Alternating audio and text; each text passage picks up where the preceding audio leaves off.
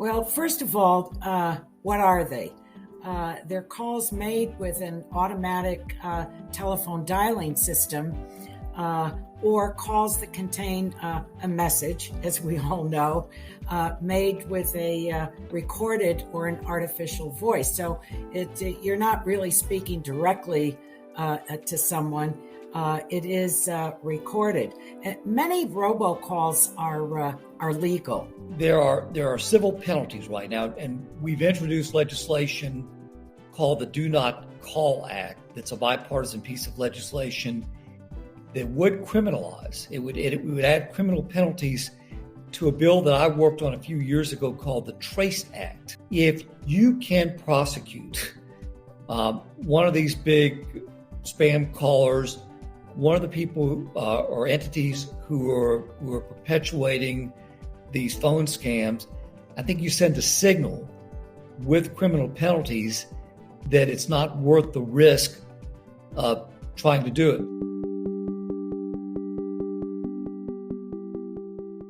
The Federal Communications Commission is responsible for this entire area. And one of the deterrents is being able for the FCC to levy heavy fines against the scammers. And they don't presently have the authority. They can levy the fine. But it's up to the DOJ, the Department of Justice, to pursue them, and they don't. After I was elected, I worked on legislation, again, bipartisan legislation, to try to tamp down all these calls because they're coming from all over. I'm in the West Tennessee area, so our area codes are 901 and 731.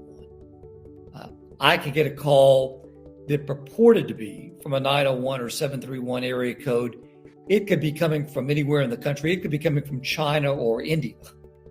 And so this legislation, the Trace Act, what it did is it, in part, incentivized the telecoms, the Verizons, the AT&Ts, the T-Mobiles, and others to step up their game, if you will, to try to offload some of these calls so that they didn't hit your screen, didn't hit your phones. It's a big deal.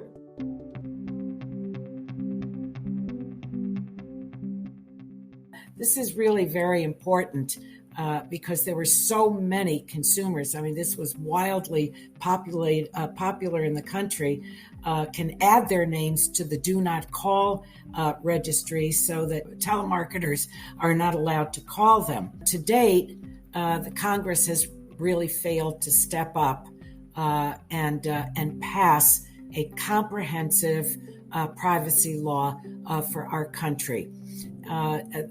The bill that we introduced, academicians said that it was the singularly most comprehensive legislation introduced to protect our privacy. So I think unless and until the Congress does so, our personal information is up for grabs. We know that. Almost everybody's got a cell phone or two cell phones. It's our way of life. It is our lifeline. So with that Trace Act, now you see on your phone spam or potential spam, or maybe there's a call that comes through and it immediately goes to voicemail or it shows up as junk. That is in part because of the Trace Act that was passed just a few years ago.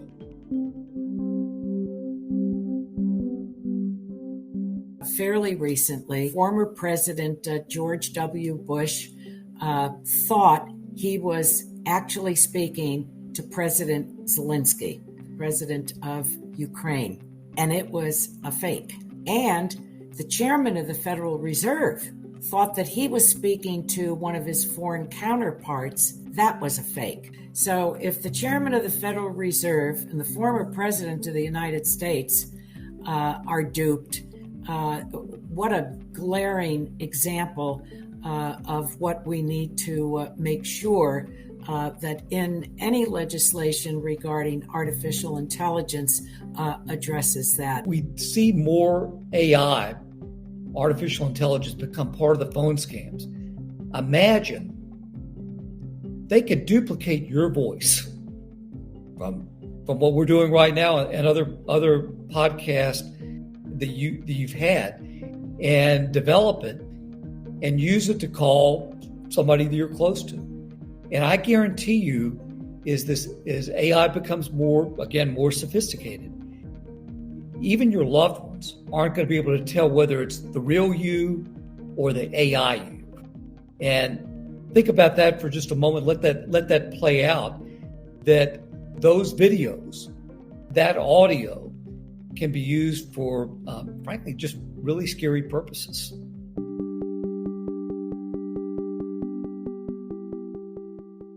Well, that's the challenge. That's the challenge, because we know that consumers have been abused, that there have been really serious financial losses. I think the FCC has to continue to be dogged to work to reduce the illegal robocalls.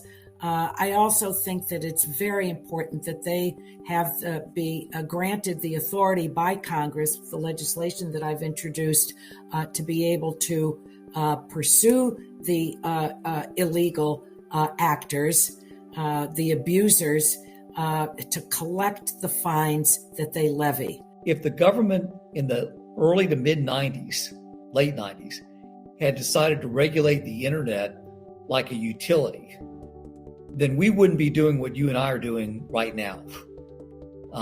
So I think that, in my opinion, the good outweighed the bad. Probably most people, Republican, Democrat, what have you, would agree with that. With AI, government has to make those same decisions. Do you regulate it? Is there a light touch? Is there somewhere in between?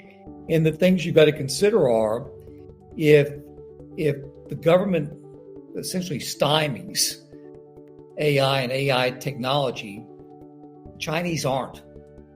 And if the Chinese don't, then they get ahead of us. And in some ways, that could be even more frightening and scarier. I do want to applaud. I want to applaud Democrat leaders in the House and the Senate, Republican leaders in the House and the Senate, because they've really done, in my opinion, a good job trying to educate all of us, different walks of life, about AI from A to Z, so we can help better make these decisions.